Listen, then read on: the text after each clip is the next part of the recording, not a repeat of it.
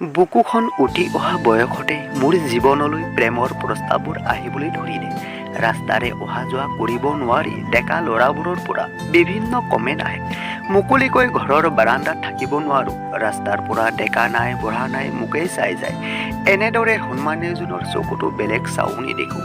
কিতাপখন মেলোঁতে কেতিয়াবা যদি কোনোবাই সুমুৱাই থৈ দিয়া প্ৰেম পত্ৰ পাওঁ, কেতিয়াবা আকৌ নিজ চকুৰে দেখা পাওঁ কোনোবাজনক। কেতিয়াবা মোৰ খঙত কপাল কোচ খাই আহে। মোক আমনি কৰি থকা এজনকো কিঞ্চিতো ভাল নালাগে, বৰং ঘৃণাহে উপজে তেওঁলোকক। মোৰ ভাল লাগিবলৈ ধৰিলে সেইজনকহে, যি মোক সেই দৃষ্টিৰে একেবাৰে নাচায়। কিন্তু বহু চেষ্টা কৰিও মনৰ কথাষাৰ তেওঁক জনোৱা সম্ভৱ নহ'ল। কিন্তু মুখেৰে প্ৰকাশ নকৰিলেও মোৰ কাম কাজত জানো প্ৰকাশ হোৱা নাছিল? নিশ্চয় হৈছিল। কিন্তু যাৰ চকুত পৰিব লাগিছিল তেওঁৰ হ'লে চকুতে নপৰিল। এই দুখ বুকুতে সামৰি মই বয়সৰ গতিত আৰু এখোজ আগুৱাই গ'লোঁ। তেওঁৰ ৩ বছৰ পাছত ময়ো হাইস্কুল শিক্ষান্ত পৰীক্ষাত উত্তীৰ্ণ হৈ কলেজ এখনত নামভৰ্তি কৰিলোঁ। মোৰ নাম মীনাক্ষী। মোক সৰু ঠাইখনত বেছিভাগ মানুহে মীনা বুলিয়ে জানে। মোৰ জন্ম এনে এখন ঘৰত হয়, য'ত মোক ৰাজকন্যাৰ দৰে লালন পালন কৰি ডাঙৰ দীঘল কৰে। মই যদিও কোমল অন্তৰৰ ছোৱালী, আনফালে আকৌ জোখতকৈ অলপ বেছিকৈ জেদী আৰু খঙাল, যাৰ বাবে হয়তো মই আন 10 জনীতকৈ বহু বেলেগ। প্ৰথম প্ৰেমৰ বিফলতাই মোৰ মনলৈ প্ৰেমৰ প্ৰতি বিৰক্তি আনি দিলে, যাৰ ফলত মই প্ৰেম বিৰোধী হৈ পৰিলোঁ। কেৱল পঢ়া শুনাত মন কাণ দিলোঁ। ঘৰৰ মানুহে প্ৰেমক লৈ মোৰ মনত এনে বিৰাগ দেখি ভালেই পাইছিল, অন্ততঃ ছোৱালীজনী কোনো ল'ৰাৰ কবলত নপৰে বুলি। BA ফাইনেল বৰ্ষত থাকোঁতে ঘৰৰ পৰা দেখুওৱা কেইবাজনো চাকৰিয়া ল'ৰাক একেষাৰতে নাকচ কৰি দিছিলোঁ। তেতিয়াহে যেন সকলোৰে গা লৰিল। ভাল ল'ৰা পায়ো কিয় বিয়াৰ বাবে মান্তি নহয়? পৰীক্ষা শেষ হোৱাৰ পাছতে বিয়াখন হ'ব বুলি কোৱাৰ পাছতো মান্তি হোৱা নাছিলোঁ। ইমান বিয়াৰ প্ৰস্তাৱ নাকচ কৰাৰ পাছতো বাৰে বাৰে বিয়াৰ প্ৰস্তাৱ আহিয়ে থাকিল। তেতিয়া মোৰ বয়স 21 বছৰ হৈছিল। বুকুত এসোপা দুখৰ বোজা লৈ বয়সৰ গতিত আৰু দুখোজ আগুৱাই গ'লোঁ। MA পাছ কৰাৰ পাছত মই এখন কলেজৰ অধ্যাপিকা হিচাপে কাম কৰিবলৈ সুবিধা পালোঁ। তেতিয়া মোৰ বয়স 30ৰ ওচৰত পাইছিল। তেতিয়াও মোৰ বাবে বিয়াৰ প্ৰস্তাৱ আহিয়ে থাকিল আৰু মই নাকচ কৰিয়ে থাকিলোঁ। প্ৰকৃততে যাক জীৱনত দ্বিতীয়বাৰ কেতিয়াও লগ পাবলৈ বিচৰা নাছিলোঁ, সময়ত কিন্তু তেওঁকে আকৌ লগ পালোঁ। মই প্ৰথম প্ৰেমক পুনৰ লগ পালোঁ। এইবাৰ প্ৰথম প্ৰেমৰ পৰা আঁতৰি থাকিম বুলিও আঁতৰিব নোৱাৰাকৈ পালোঁ। সকলো ঘটনাবোৰ দুনাই যেন উভতাকৈ ঘূৰিব ধৰিলে এনে লাগিল মোৰ। কিয়নো যিটো সময়ত মই তেওঁৰ প্ৰেমত পৰিছিলোঁ, সেই সময়ত আমি একেখন স্কুলৰে ছাত্ৰ ছাত্ৰী আছিলোঁ। আৰু এতিয়া তেওঁ আমাৰ ঘৰতে আহিছে। এতিয়াও সেই একেই ব্যৱহাৰ তেওঁৰ কথা বতৰাত ফুটি উঠিল। যিটোৱে তেওঁক লগ পোৱাৰ আনন্দত চিচা পানী ঢালি দিলে। তেওঁৰ নাম প্ৰতাপ। এদিন পুহ মাহৰ শীতৰ সন্ধিয়া ঘৰৰ সকলোৰে লগত ময়ো জুইৰ লৈ আছিলোঁ টোল এখনত বহি। হঠাৎহে ওলালহি নহয় সেইজনে, মানে প্ৰতাপ। ঠাণ্ডাত বাইক চলাই অহাৰ বাবে কঁপি উঠিছিল তেওঁ। তেওঁৰ এনে অৱস্থা দেখা মাত্ৰকে কি হ'ল নিজেই নাজানো। মই বহি থকা টোলখনকে তেওঁক বহিবলৈ দি কাষতে থিয় হৈ থাকিলোঁ। বহু দিনৰ মূৰত আকৌ এবাৰ তেওঁলৈ মোৰ বেয়া লাগি আহিল। লগতে খঙো উঠিল ঠাণ্ডাখনত এনেদৰে অহাৰ বাবে। মোৰ খুব মন গ'ল তেওঁৰ হাতত গৰম চাহ একাপ তুলি দিবলৈ। কিন্তু মই যেন ধৰা পৰি যাব ঘৰৰ মানুহৰ আগত, সেয়েহে মনৰ ইচ্ছা মনতে থৈ দিলোঁ। কিন্তু এটা যুগৰ পাছতো প্ৰতাপ একেই থাকিল। একেবাৰে কথাত মচগুল হৈ পৰিল ঘৰৰ বাকী মানুহখিনিৰ সৈতেহে। সেই সন্ধিয়া মই পুনৰ উপলব্ধি কৰিলোঁ মোৰ মনৰ নিভৃত কোণত মনে মনে বহি থকা সেই তীব্ৰ অনুৰাগটোক, যি কেৱল প্ৰতাপৰ বাবেহে জাগ্ৰত হয়। কিমান যে কি অদ্ভুত চিন্তা আহিবলৈ ধৰিলে মোৰ মন মগজুত। সেই সন্ধিয়া যে তীব্ৰ শীততো মই ঘামি উঠিলোঁ বাৰে বাৰে। প্ৰতাপে জুইৰ তাপ লৈ লৈ মোলৈ মিচিকে হাঁহি মাৰি কথা পাতি থাকিল। তেওঁৰ চাৱনিত মই দুচকু মুদি দিলোঁ, কিয়নো এই হাঁহিতেইতো মই তেওঁৰ প্ৰেমত পৰিছিলোঁ। মই মনতে ভাবিলোঁ, প্ৰতাপ ইয়াত থকা মানে মই বদনামৰ ভাগি হ'ম। বাৰে বাৰে যেন ধৰা পৰি যাব খুজিছোঁ মই সেই ফুল কোমলীয়া মীনা হৈ থকা নাই এতিয়া, যে বদনাম হ'লেও মানুহে বয়সৰ ভুল ধৰি ক্ষমা কৰি দিব। মই এতিয়া এগৰাকী অধ্যাপিকা। তেওঁক কিবা এটা কম বুলিও ক'ব পৰা নাছিলোঁ। একো উত্তৰ নিদিয়াকৈ তাৰ পৰা আঁতৰি আহি ঘৰৰে ভিতৰলৈ সোমালোঁ। জুইশালত বহু সময় কথা পতাৰ পাছত তেওঁ ঘৰলৈ গ'ল। যাওঁতে মোক নমতা নহয়, এষাৰ মাত দিহে আমাৰ ঘৰৰ পৰা ওলাইছিল। সেই ৰাতি আমাৰ ঘৰৰ মানুহৰ লগত প্ৰতাপ বাৰুকৈ মিলি গৈছিল। মা পাপাৰ লগত ভাল সম্পৰ্ক গঢ়ি উঠিল। মা পাপাক খুৰা খুৰী বুলি মাতিলে। প্ৰতাপ যেতিয়া মেট্ৰিক পাছ কৰি আন এখন চহৰত থাকিবলৈ ল'লে, তেতিয়াৰ পৰা তেওঁক লগেন পোৱা নাছিলোঁ। পাছত ময়ো আন এখন চহৰত থাকি পঢ়া শুনা শেষ কৰিব লগা হ'ল। দ্বিতীয় দিনা মই গা ধুই আহিছিলোঁহে, এনেতে বাহিৰৰ পৰা প্ৰতাপৰ মাত শুনা পালোঁ। মীনা, মই সোমাব পাৰোঁনে?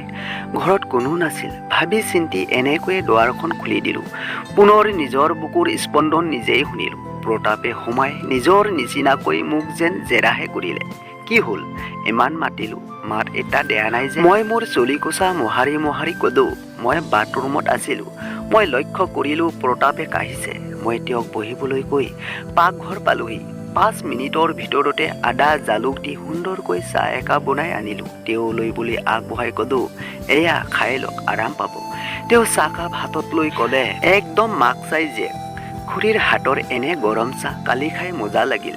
তেতিয়া তুমিতো ঘৰৰ ভিতৰত আছিলা। এইবাৰ আৰম্ভ হ'ল তেওঁৰ সেই দিনৰ কাহিনী। কিন্তু মোৰ কাণত হ'লে নুসুমাল। মই মাথো ভাবিলোঁ, প্ৰতাপ এতিয়াও আগৰ দৰেই। তেওঁ এতিয়াও ভদ্ৰভাৱে কথা কয়, মাজে মাজে ধেমালি শব্দ ব্যৱহাৰ কৰে। তেওঁ কিয় সিহঁতৰ দৰে প্ৰেমৰ প্ৰস্তাৱ নিদিয়ে? মানে যিসকলে মোৰ বুকুখন উঠি অহা দিনৰে পৰা মোক আমনি দিয়া সকলৰ দৰে কিয় আমনি নিদিয়ে? মইতো প্ৰতাপৰ পৰা এনেকুৱা ব্যৱহাৰ কৰাটো বিচাৰিছিলোঁ। এনেকুৱা ব্যৱহাৰ কৰিলে প্ৰতাপক অকণো বেয়া নালাগিল হয়।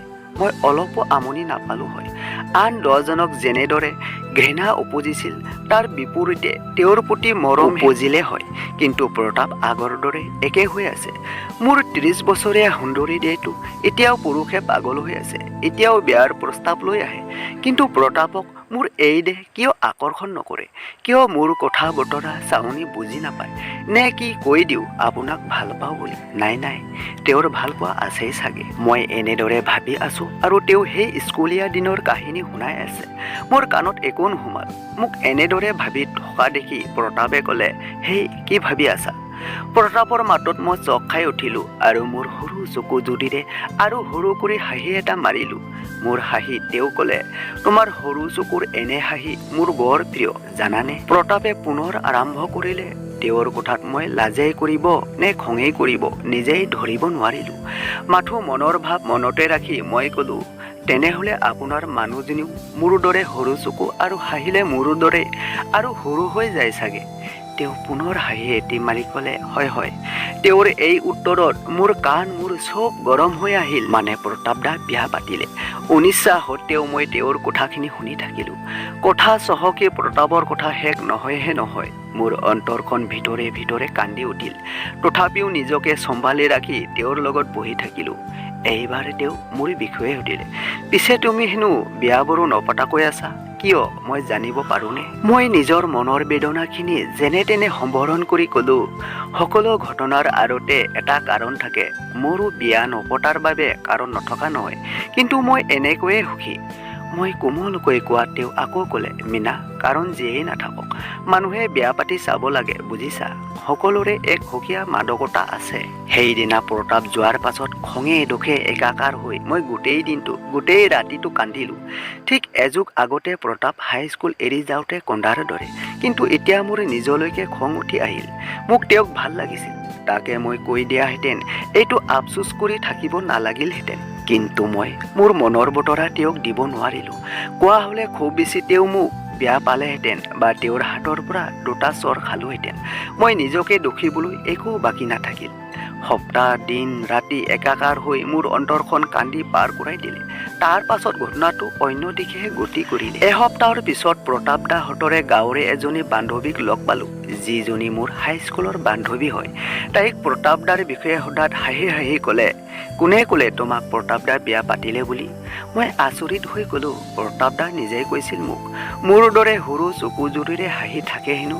যিহেতু তেওঁ এতিয়া বিবাহিত, মোৰ প্ৰেমৰ বিষয়ে কৈ দিলোঁ তাইক। বান্ধৱীজনী আকৌ ক'বলৈ ধৰিলে, তাৰ কথা বিশ্বাস কৰিছানে? মাক দেউতাকে কৈ নাই পৰা আজিলৈকে তাৰ বিয়াখন পাতিবলৈ।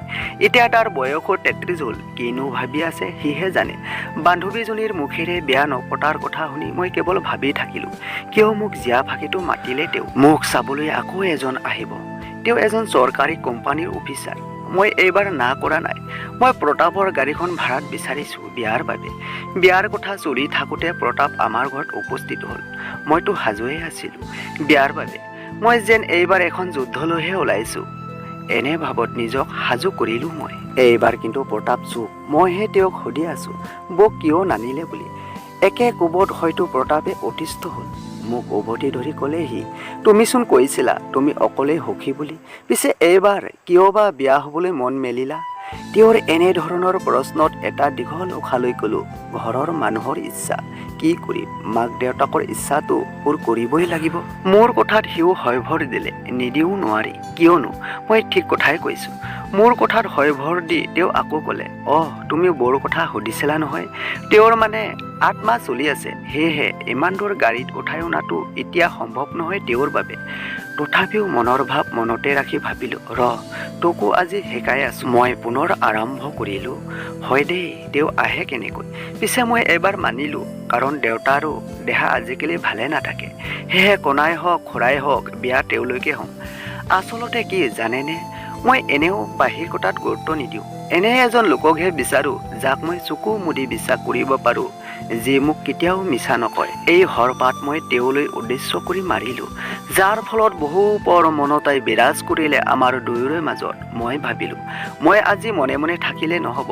তেওঁৰ মনত যদি কিবা আছে উলিয়াবই লাগিব। সেয়ে মই পুনৰ আৰম্ভ কৰিলোঁ। হ'বলগীয়া মানুহজনে ব্যৱসায়ী হোৱা হ'লে ভাল আছিলে। মই পুনৰ এপাত হৰ মাৰিলোঁ প্ৰতাপক লক্ষ্য কৰি, কিয়নো প্ৰতাপো এজন ব্যৱসায়ী। এইবাৰ প্ৰতাপৰ জিভা পিছল খাই মুখৰ পৰা ওলাই পৰিল, তোমাৰ বিয়াখন ব্যৱসায়ী এজনৰ লগতহে হ'ব লাগিছিল। লগালগ ময়ো পূৰ্ণ সুযোগ ল'লোঁ। মোক আকৌ ব্যৱসায়ী মানুহ এজনো চাব নাহিল। মোৰ এইষাৰ শুনি তেওঁ উৎফুল্লিত হৈ ক'লে, তোমাৰ বিয়াৰ কথাহে চলি আছে? মানে মোৰ লগৰ দুজনকৈ আছে। মই ক'লে, মানে তোমাক দেখিলে না বুলি কেতিয়াও নক'ব। মই কথাৰ মাজতে ফালৰি কাটি ক'লোঁ, যি হ'ল আৰু। ব্যৱসায়ীসকলৰ হেনো সময়ে নাথাকে পৰিয়ালক দিবলৈ। প্ৰতাপ এবাৰ গহীন হৈ ক'লে, মই কেৱল তোমালোকৰ ঘৰলৈ তোমাৰ কাৰণেহে আহিছোঁ। প্ৰতাপৰ কথাত আমোদ পাই সুধিলোঁ, মোৰ কাৰণে? কিন্তু কিয়? এইবাৰ যেন তেওঁৰ খং উঠিছে। তেওঁ ক'লে, কিয় আৰু, পুৰণি চিনাকিৰ কাৰণে। সেয়াও সুধিব লাগেনে? এইবাৰ বিয়াৰ আগতীয়াকৈ নিমন্ত্ৰণ কৰি ক'লোঁ, মোৰ বিয়াটো মোক থ'বলৈ যাব, কিন্তু পাহৰি নাযাব। প্ৰতাপৰ ভাষাৰ সুৰ বদলি হৈ আহিল। তেওঁ একেবাৰে গহীন হৈ ক'লে, সময়হে ক'ব, মোৰ আন কামো ওলাব পাৰে, কাৰণ মই ব্যৱসায়ী। এনেদৰে কথা পাতি থাকোঁতে বান্ধৱীজনীৰ পৰা কল আহিল, মানে যিজনীক প্ৰতাপক মনে মনে ভাল পোৱাৰ বিষয়ে কৈছিলোঁ, সেইজনীৰ পৰা। মই ফোনটো ৰিচিভ কৰি চিঞৰি উঠিলোঁ, কি? মই কৈ দিছোঁ প্ৰতাপ দাক। মই উৎফুল্লিত হৈ ফোনটো কাটি দি একেবাৰে ফ্লাইট মোডত থৈ আহি প্ৰতাপৰ মুখলৈ চাই ক'লোঁ, মানে আপোনাৰ মানুহজনীৰ গা বেয়া কৰিছে হেনো। এতিয়াই অহা কলটো মোৰ বান্ধৱীজনীৰ আছিল। বান্ধৱীজনীৰ কল অহা নামটো দেখুৱাই দিলোঁ। তেওঁ নামটো পঢ়ি এবাৰ তলমূৰ কৰিলে, পাছত আকৌ মূৰ উঠাই ক'লে, কি ক'লা তুমি এইমাত্ৰ? মই ভয়ে ভয়ে ক'লোঁ, আপোনাৰ মিছেছৰ গাটো বেয়া কৰিছে, সেয়েহে আপোনাক মাতিছে। এই কথাষাৰ কৈ মই মোৰ ৰুমৰ ভিতৰত সোমাই বিচনাত শুই পৰিলোঁ। প্ৰতাপেও মোৰ ৰুমত লাহে লাহে সোমাই বিচনাৰ এটা কাষত বহি ক'লে, শিক্ষক হৈও তুমি ইমান মিছা মাতা? আৰু আপুনি শিক্ষয়িত্ৰীতকৈ বয়সত ডাঙৰ হৈও ইমান মিছা মাতে? আপোনাৰ মুখত ইমান ফাঁকি মাত ওলায়? মই কোমল কণ্ঠেৰে কোৱাত সিও কোমল কণ্ঠেৰে ক'লে, আৰু কি কৰিম তুমিয়ে কোৱাচোন? কেনেকৈ কওঁ তোমাক? মোৰ মুখৰ পৰা নোলাই কিয়? তেওঁ আগলৈ ক'ব পৰা নাই। বিচনাৰ এটা চুকত বহিয়ে তলমূৰ কৰি দিলে। তেওঁৰ এনেদৰে দুৰ্বল মনোভাৱ প্ৰকাশ পোৱাৰ বাবে মই সাহস দি ক'লোঁ, কৈ যাওক, আপুনি যিয়েই নকওক, মই অকণো বেয়া নাপাওঁ। এইবাৰ তেওঁ কন্দনা মোৱা হৈ ক'লে, কালি তোমাৰ বান্ধৱীজনী সকলোখিনি ক'লে। ময়ো তোমাক ভাল পোৱা আজি 14 বছৰ 3 মাহ 3 দিন হ'ল, কিন্তু সাহস নকৰিলোঁ মোৰ মনৰ কথাখিনি তোমাক ক'বলৈ। তুমি বেলেগৰ লগত বিয়া হ'ব নালাগে, মই তোমাক বিয়া পাতিম। ইমানখিনি কোৱাৰ লগে লগে মই হাও হাওকৈ কান্দি উঠি তেওঁক সাৱটি ধৰি ক'লোঁ, কিমান ভাল পালে এনেকৈ দিন বাৰ মাহ বছৰত হিচাপ ৰাখিব পাৰে। আপুনি মোক নোকোৱাকৈ কিয় গুচি গৈছিল? আপোনাক বিচাৰি কিমান কান্দিলোঁ। কিয় বিয়া পাতিলোঁ বুলি মিছাকৈ কৈছিল? কিয় কৈছিল? এনেদৰে বন্ধ কোঠাত বিচনাৰ ওপৰত দুয়োকে কিমান সময় সাৱটি ধৰি থাকিলোঁ কোনেও ক'ব নোৱাৰিলে। তাৰ পিছত এদিন মোৰ বিয়াখন প্ৰতাপৰ লগতে ধুমধামেৰে হৈ যায়। বন্ধু বান্ধৱীসকল, এইটো আছিল আমাৰ আজিৰ কাহিনী। ভাল পালে ভিডিঅ'টো লাইক এটা কৰি আপোনজনলৈ শ্বেয়াৰ কৰিব।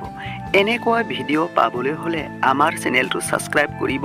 লগতে বেল আইকনত ক্লিক কৰি অলটোত ক্লিক কৰিবলৈ পাহৰি নাযাব। তেনেহ'লে আজিলৈ আহোঁ আন এটা নতুন ভিডিঅ'ত লগ পোৱাৰ প্ৰতিশ্ৰুতিৰে। ধন্যবাদ।